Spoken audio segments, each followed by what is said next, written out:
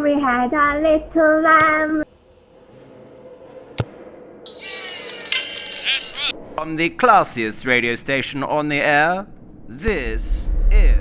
Welcome to the Black Rabbit's Curse, where every shadow hides a sinister verse. Hear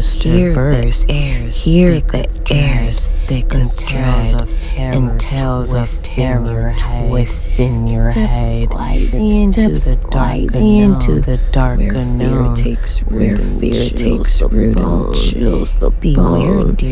Beware, dear traveler, for once you're here, the curse may linger year after year. The Sunflower Field, a Black Rabbit's Curse original. Most people think sunflowers are beautiful, bright, warm, always facing the sun. But in Greene County, Mississippi, there's a field nobody visits after dark. The locals call it the Weeping Field. Thousands of sunflowers stretch for miles, golden during the day, black at night. And every summer, when the flowers bloom, people disappear. The official explanation is simple: animals, runaways, accidents. But old Black families around the county know the truth, because beneath those roots, something is still alive, and it's finally hungry. In 1964, Sheriff Walter Hazley ruled Greene County white, feared, violent. The kind of man who smiles while destroying lives. Official records say 3 young rights activists vanished during driving through the county. 2 black men, 1 black woman, gone without a trace. Case unsolved, but everyone knew Walter Hazley had taken them. Nobody ever found. No witnesses survive. The secret remained buried, literally, because Walter and several deputies had driven the activists into an isolated farm, a massive sunflower field. There, beneath the moonlight, they tortured them, beat them, shot them, then buried them alive beneath freshly planted seeds. The victims screamed for hours beneath the dirt, begging, praying, crying.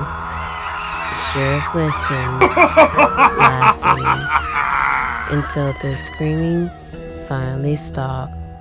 The next spring, the flowers grew larger than ever.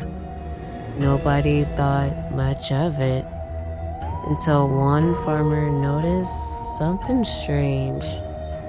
One sunflower looked almost human. Its center resembled a face, eyes, nose, mouth. The farmer burned it. The next morning, 10 more appeared. 60 years later, Marcus Hazley sat on the porch of his inherited farmhouse. Walter Hazley's grandson, 36 years old, recently divorced, recently broke, recently forced to move back home. The property included the famous sunflower field. Locals offered to buy it. Marcus refused. The flowers are profitable. Tourists love them. They plan to sell tickets, make money, start over. Then the screams began. The first night happened at 2:17 a.m. Marcus woke up suddenly. A sound carried through the darkness. Faint, human, crying. He grabbed his flashlight, walked outside. The field swayed gently. thousands of flowers moving together. Then he heard it again, a scream coming from inside the field. Marcus pushed deeper into the rows. The sound grew louder. Then his flashlight landed on one flower. Its face moved, its mouth open, and it screamed. Marcus stumbled back. Dozen more flowers began screaming, then hundreds, then thousands. The entire field erupted, a sea of human agony, the sound of people being buried alive, the sound of suffocation, the sounds of absolute terror. Marcus ran. Behind him, the flowers whispered, "He's one of them. Their blood. The last one." The next morning, he convinced himself it had been a nightmare until he checked the security cameras. The footage showed him standing motionless in the field, surrounded by flowers, talking to them for 3 hours. 3 days later, Marcus' cousin disappeared. No signs of struggle, no evidence, only a trail of sunflower petals leading towards the field. Then his aunt vanished. Then another relative. Every missing person belonged to another hazy bloodline. Every disappearance happened at night, and every morning, new flowers appeared. Marcus noticed something horrifying. The flowers weren't random. Each new bloom looked like the missing relatives, face frozen in fear, mouths silently screaming, eyes begging for help. The field continued to grow, taller, denser. The stalks thickened until they resembled human limbs. Roots surfaced from the soil, twisting across the ground like veins. And every night, the whispers become clearer. We remember. We suffered. We waited. Marcus finally searched through his grandfather's belongings. Hidden beneath loose floorboards, he found Walter's diary. Its pages were stained dark brown. The final entry read, "They would have died. Not completely. The soul kept them breathing. The flowers started listening. God forgave us. We fed them." Marcus turned the page. Hundreds of names filled the remaining pages. Not 3 victims, not 10, over 80.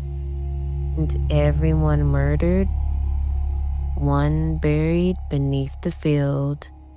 And beside each name, a date, future dates, dates that haven't happened yet, including Marcus's. Tomorrow. That night, Marcus armed himself, shotgun, flashlight, gasoline. He marched into the field. He burned everything, ended forever. But halfway through, the ground collapsed. Marcus plunged under the ground into darkness, into a massive cavern beneath the farm. His flashlight revealed something impossible. Thousands of bodies, not skeletons, bodies, perfectly reserved, buried upright, eyes open, skin intact, still breathing, barely. Roots entered their mouths, their ears, their eyes, connecting every victim into one enormous living organism. The activists, the missing relatives, the sheriff, the deputies, everyone, a lot still alive. The roots had kept them from alive for decades. People on suffering, feeding on fear. Marcus found Walter Easy near the center. His grandfather's body was ancient but living. Eyes rolled widely, mouth opening and closing, trying to scream, unable to die. Walter finally whispered, "Don't let it get up." The cavern trembled. Something enormous moved beneath the bodies. Far below, something far older than the murders, far older than the farm, far older than America itself. Then every preserved corpse spoke together. One voice, one mind, one impossible sentence. We were never the first. The roots dragged Marcus deeper underground, past buried victims, past the endless cavern, into a chamber beneath the earth. And there, he saw it. Not a monster, not a spirit, a flower, a single sunflower, larger than a cathedral. Its roots stretched for miles. Its face covered the entire center. Thousands of faces fused together, black, white, young, old, every victim, every killer, every missing person, all connected, all screaming. The giant flower finally spoke. We do not punish blood. Marcus froze. Everything he believed shattered. The flower continued. We punish memory. Then the truth revealed. The activists had never been seeking voting records. They had been investigating the field itself, because the sunflowers wasn't created by murder. The murders happened because of the sunflower. For centuries, it had fed on human hatred, wars, lynchings, massacres. Every act of cruelty nourished it. Walter hadn't awakened the field. Walter had been manipulated by it, chosen by it, used by it. The flower didn't care about race. It cared about suffering, and human beings had provided plenty. The faces began laughing, thousands of voices together. Then Marcus saw something impossible. New faces were forming. Faces of people still alive. Across the county, across the world, the flower was growing faster than ever, because hatred was spreading faster than ever. And then Marcus noticed his own face appearing among them, smiling, growing, blooming. The giant flower whispered, The harvest is ready. The earth split open, not just beneath Green County, everywhere. Fields, parks, roads, backyards. Sunflowers erupted from the ground worldwide, millions of them, each one carrying a human face, each turning towards the sun. Then every flower opened its mouth and screamed. Authorities claim a fungal infection destroyed Green County Sunflower Farm. They say the disappearances remained unresolved. They say mass hallucination caused reports of screaming flowers. But satellite photos taken afterwards revealed something strange. Every sunflower field on Earth now faces the exact same direction, not east, not towards the sun, towards one direction, beneath the Atlantic Ocean. A dark spot too deep to measure. And every year, the flowers have grown a little taller, a little hungrier, as if they're waiting for something beneath the world to finally bloom. Sit here, heart still racing, eyes wide open.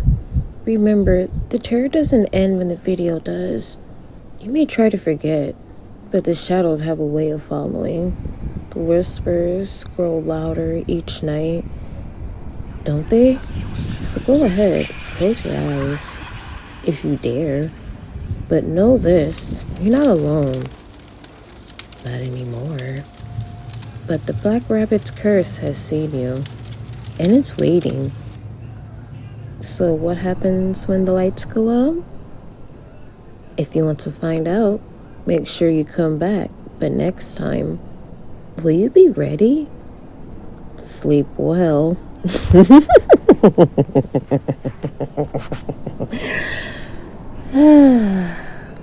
Or don't.